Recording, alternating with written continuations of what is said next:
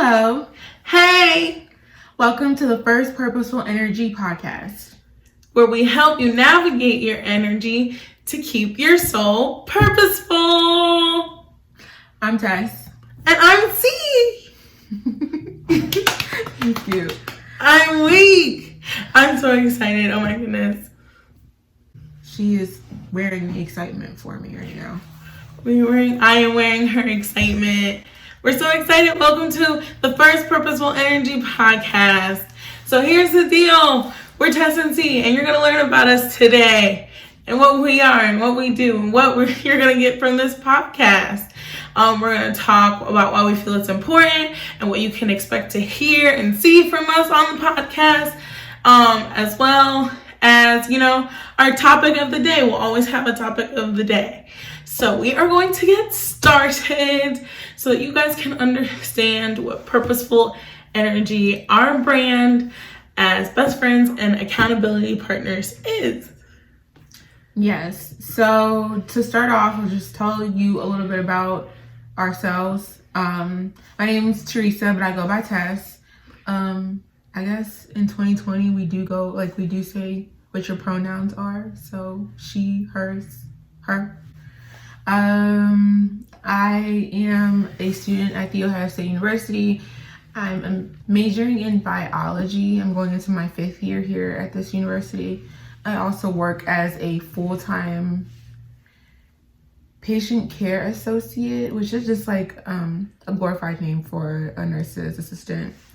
What else do I do with my life? I'm 22 years old. I live here in Columbus, Ohio. I live in an apartment by myself.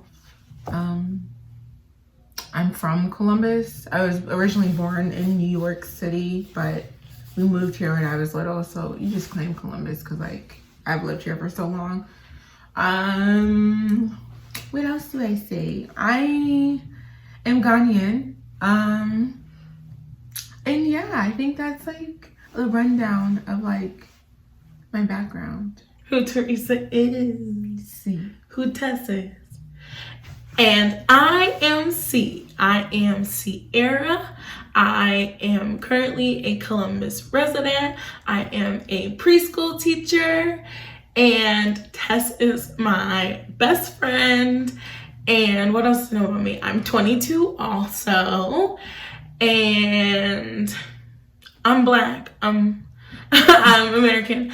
Like Teresa, I was born somewhere else than where I now live. I was born in New Jersey, Camden, New Jersey, lived in Woodbury. So then I moved to Cleveland when I was really, really little. And then I came to Columbus when I went to Ohio State University for a couple of years.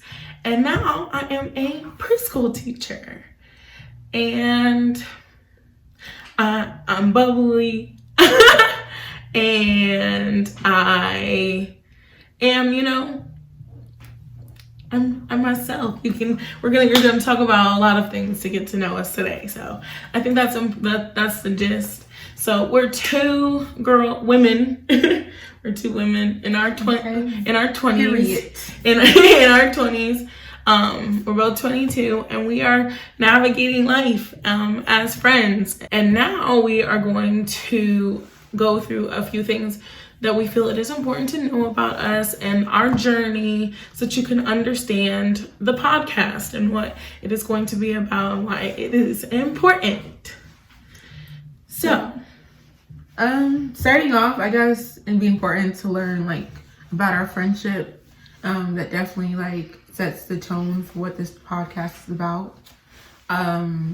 We became friends freshman year at Ohio State. We met through a mutual friend who we're no longer friends with, but everything happens for a reason. She brought us together, so we're thankful for that. We lived in Lincoln Tower, so if you are from OSU, you know where that is. It's on West Campus. Not the best place to live, but you meet a lot of people because you live with so many people. I started off here at this university with another friend of mine. We lived in, I think, 12. There's 12 people in total in our suite. The suite suites had 12 people in there. 2 double rooms and 2 rooms with 4 girls, and we both lived in rooms that had 4 girls. Yes. So me and the girl that I had first started school with, that was my best friend then. We were the only 2 black girls that were in our entire suite of 12 girls. I was the only one in my suite. And the mutual friend that we had met each other through also lived in another suite, and she was the only black girl there too. So we had all kind of seen each other in Lincoln. We're like, well, let's link, because like we're like 1 in a million almost when it comes to this like living situation. So that's where we all kind of like got close to each other and like found refuge in each other, because living with people that are a different race than you sometimes is a lot different, because when you're at home you live with people who are just like you and understand you. So yeah, that's kind of where the friendship started from, and then we've just kind of progressed from there. We were roommates. Yeah, we were roommates. We were roommates last year, which would be considered my junior year. Yeah, her junior year. I stopped going to OSU after my sophomore year, but in the fall, I still came back down to Columbus, and Teresa and I lived with 2 other girls in an apartment, and yeah, we were on one side of the apartment together, and like we shared a bathroom and like a sink space or whatever, but like we each had our own rooms or whatever. But yeah, and so we were best friends then too. Yeah, I would definitely say like living together brought us closer. Yes. She kind of became that shoulder that I would lean on. So. And Teresa became my rock. She became my rock. So that is how we had our journey into becoming friends. We just have been through so many things together from our freshman year up until now. And why we are best friends and why we love each other is for a number of reasons. I love Teresa because she is one of the most mature, transparent people that I have ever met. She's one of the most like honest, really good people. You can tell that she loves to, help others. She's a very, very much an empath. She is a great listener. She's very patient and understanding, compassionate. Oh my gosh, just to come on. But she is a real friend. She's the real deal. And so that's why we're friends. Like I said, she became my rock in a very good time of need. She's always been patient with me. She's very forgiving. She's very loving. And so that's how she pours into me. And she's a very great example to follow of, when life happens and like you're given whatever batch of lemons you're given, you make the best lemonade that you can for yourself. And that is what I love about Teresa. For me, she is a lot of things for me. She's like my therapist, my best friend, my rock and my hard place. Like Sierra's probably like one of the only people that have seen me actually cry. And I'm a Pisces, so people would think that like I cry a lot, which I do, but it's in my shower. Like that's when I'm most vulnerable, like by myself, with myself. But like Sierra's been one of those people that I've been able to be vulnerable with and share moments with that where I feel down, and she's been able to help me climb out of like my little sinkholes that I dig myself into. Because people with like anxiety and depression, sometimes we overthink ourselves into like these really weird little rabbit holes.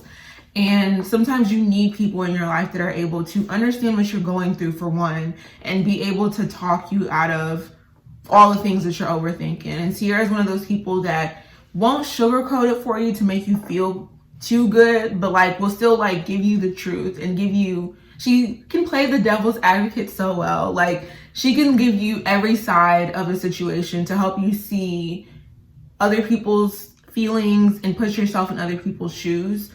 And I think that's one of the best things you can have, like you can have in a person and a friend, like for someone to be able to call you out on your own stuff and be real with you completely, but also like still love you and be understanding to everything that you're going through. So that's why I love her. Oh, yay! That makes me so happy. Yes, we're best friends. So,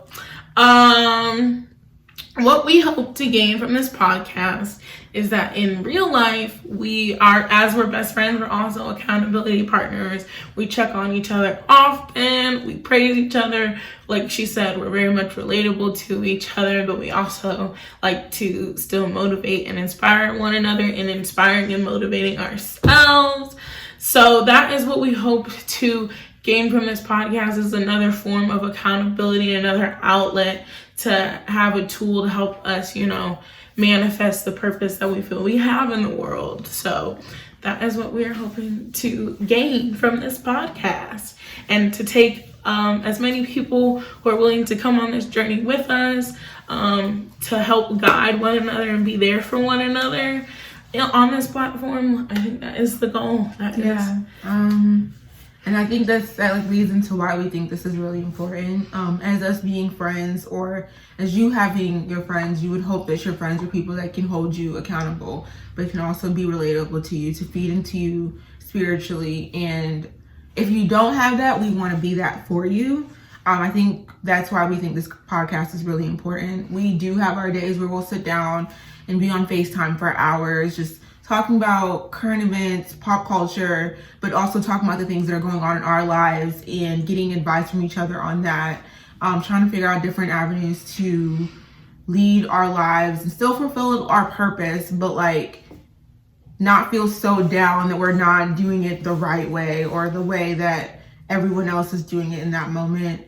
And I think that that's what we want to be able to give to the rest of the world, to showcase our friendship, but also use our friendship to be, what's the word I'm looking for? Support. Yeah. To be supportive to other people, and to help other people get through their journeys, no matter what it is, no matter where you are in life, whether you're ahead or behind us or in the same boat as us. We want to be able to help you in every way possible. Yes, in every way possible, because what you will learn from us, and a lot of these stories and these tools come from us needing to bounce back from our own personal mistakes, from things happening in our lives. And we know that like the bounce back is often slow. The bounce can be a very slow bounce. It can require a lot of patience, a lot of accuracy, a lot of, determination, a lot of sacrifice. And we know that even, navigating how to even do that is hard. So we want to, be relatable in that way for everybody else, and get through this together, and and celebrate one another and our accomplishments and achievements. Like we were just saying before we started, Teresa has 1 year left of school, and like that's a great thing to celebrate and to be happy about, that you're actively working towards. So we want to incorporate those different aspects of ourselves within the podcast. Yes. So that is everything that we would like to offer to our listeners and viewers. Look for resources, accountability partners, relatability partners, transparency, inspiration, motivation, and celebration. Yes. And so now it is time for our topic of the day. Teresa, tell everybody what our topic of the day is. So our topic of the day is what tools we use in our lifestyle, habits we have that contribute to us living our lives healthily. Is if that's a word? Healthily? Yeah. Yes. Whether that's physically, spiritually, mentally, what we do as friends, and how our family contribute to that. So, do you want to start? No, I'll start. You can start. So for me, as I mentioned earlier, I am a biology major. After that, I do plan to go into healthcare. And right now I do work in healthcare. So there's a lot of stress that comes with that. So lately, I've been trying to like physically like keep up with like myself. Like, say I have like certain self-care days where I'll go and I'll get my hair done, or I get my nails done, or get a massage, or get a facial, like something to make myself feel good. Physically, spiritually, sometimes I would like to say I'm more spiritual than religious. So sometimes I will like watch a sermon. I love Pastor Mike Todd. So sometimes I will listen to him, or just look. I do have the Bible app on my phone, so sometimes I'll see like a verse of a day pop up and I'll look at it, and for some reason it's applying to my life in the moment. So I'm like, let me read into this a little bit more, meditate, see what God is trying to tell me.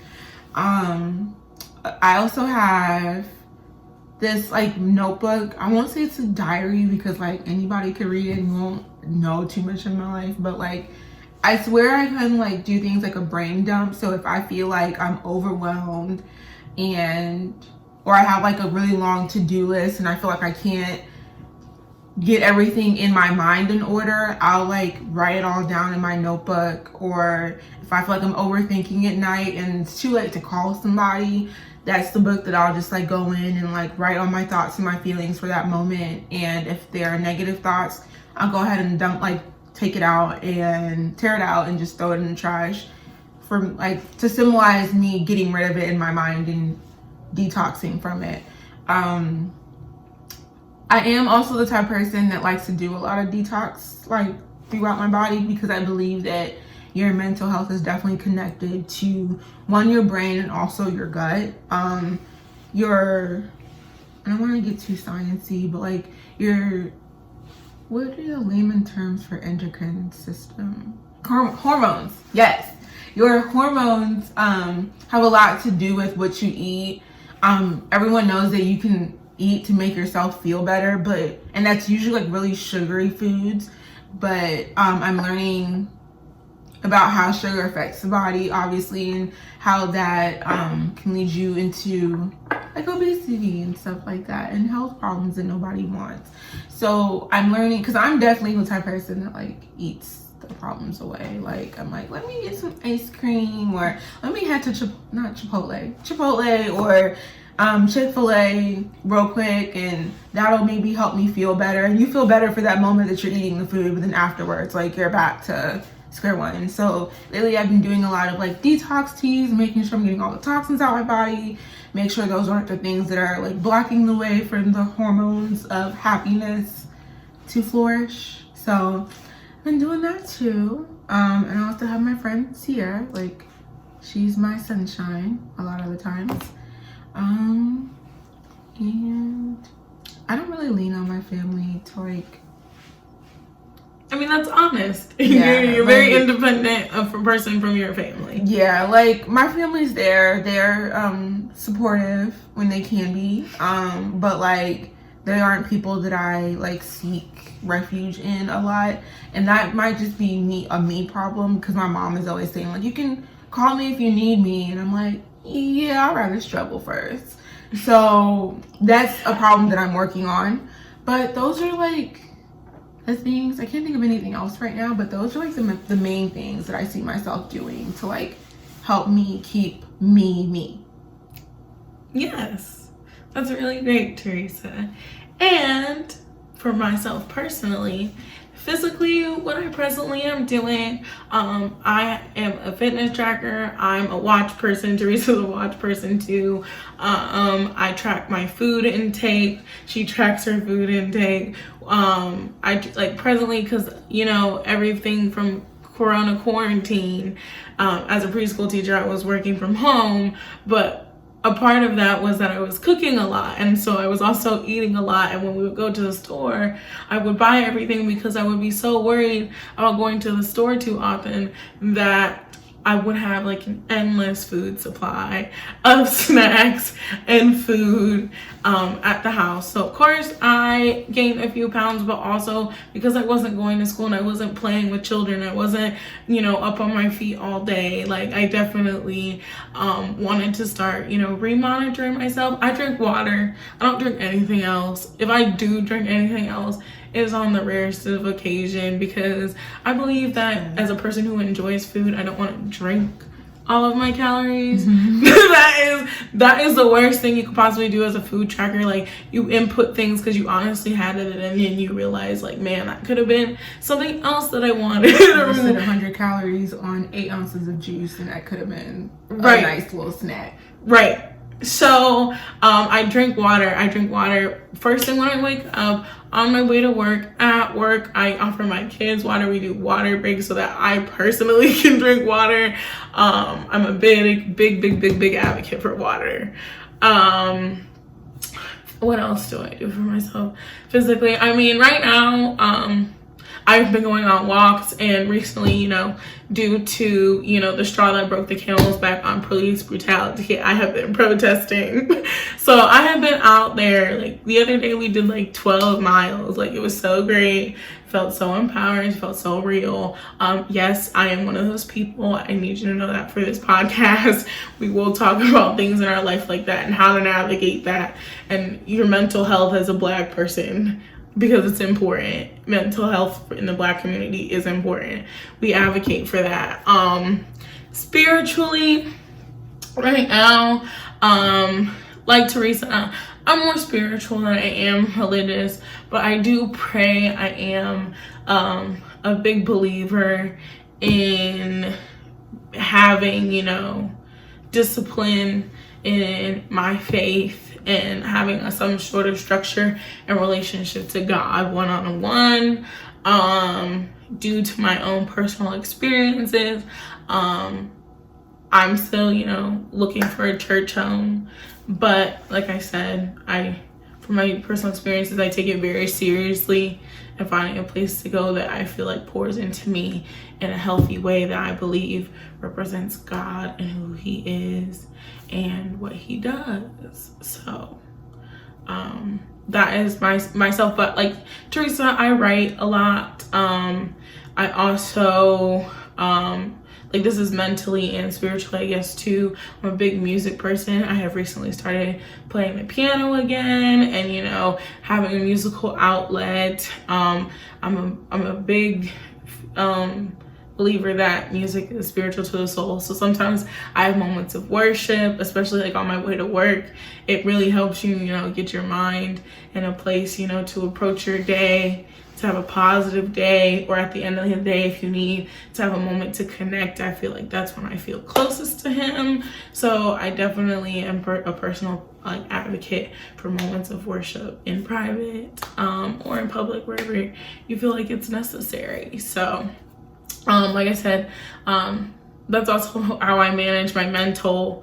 I have other holistic methods to my mental health as well. If you know what those holistic methods are, it's because you are an adult, and that is the biggest clue that you can have. But for the purpose of this podcast for today, we're not going to dive into that. So that's how we are adults here. And as a person like Teresa, who has battled anxiety and depression, I've learned that I'm not a big fan on, traditional medication. So, been through a lot with a lot of different types of, pills and treatments. So that is my personal choice. As always, do your research, do what you feel comfortable. Do not do anything you don't feel comfortable doing. I want to say that nobody can make you do something that you don't know about or that you don't want to do. So, always, consult with your doctor. Be honest when you go about that and how you're tackling that, especially if you do visit a therapist. So I just wanted to preference that. And then for friends, I have Teresa. I have, like I said, she's my best friend. I also have Candace. I feel like she wouldn't mind if I said her name because she's a social worker and she lives in Columbus as well. And she is also one of my very good friends that I met while I was in college. And she's definitely, again, one of my rocks. She's a Taurus as well, so we definitely get along and relate there. And then I also have my boyfriend, who is also one of my best friends. Next is Teresa. Right now, I consider them just as equal. They are both a priority to me. If Teresa ever needed something, I would leave in a heartbeat if he was okay. Like I would be like, okay, I gotta go. Teresa needs me. But he is definitely one of the people that is very supportive of me and change. And then for my family, I do talk to my parents and my grandmother every day. I have my aunt. I have 2 aunts that I confide in, and that is my family support. I don't live where all my family lives now. I visit them every once in a while, but like Teresa, we're in situations where we are required to be, independent from our family and not really be in that mental space. Not that our family doesn't love us or care about us, but that is how we keep a mental stability. We take our family in doses. So we also want to be that channel that's transparent about that too. Like, not everybody has, what the dream or traditional family looks like, and no family is perfect. Everybody has their problems, but how you navigate those problems as an adult, like when you're not a child and you're not living in their house anymore, it becomes more your choice, and you can find a balance in that and a voice in that. So yeah. Oh, I do have something else that I do spiritually. I have a Bible study today at 7:00 on Zoom. Yes, I do. I forgot about that. One of my old church friends from my high school reached out to me and was like, do you want to join us? We're going to just introduce ourselves. Like, you can, make the choice after how you feel about the Bible study, but we're going to do it on Zoom. She has some friends from around the world from her college experience, and I used to go to her church. And so we're going to have a Bible study over coffee later. So yes, sorry, that was very long, and I just remembered that. But cool. Yeah, so I'm going to see what that's about today. This is the first one. So yes, again, yes, I am doing things. So that is how we personally keep our lives purposeful. Yeah. So that marks the end of today's podcast. We just wanted to have you get to know us, get to know what our podcast is about, and what to expect from us. Follow us on our socials. We will be launching, or by the time you see this, we should have launched our Facebook, our Twitter, and our Instagram. So you'll be able to see pictures of us, get to know us a little more on there, share some of our daily experiences with us. I think you did a really great job explaining what our podcast is going to be. Like she said, be on the lookout for our social medias. We will interact with you on there. Feel free to give us lots of feedback. And in the title of our podcast, usually you will see what the topic of the day is going to be, so you can anticipate what we're going to be discussing, resources you can look for, and everything that you need to help keep your life purposeful. That is why we want to do this. We want to be accountable. We want to be friends. We want to be a community for people who are like us, who feel like they might not have, a traditional support system. So we want to be that for ourselves and for other people. And I cannot wait to see where this portion of our journey is going to take us in interacting with all of you. Yeah, we're excited to take you on this journey. Yes, we are. So we will see you guys next time. We're about to go and probably eat. And then we will chat with you all soon. We're so excited. Thank you so much. Bye.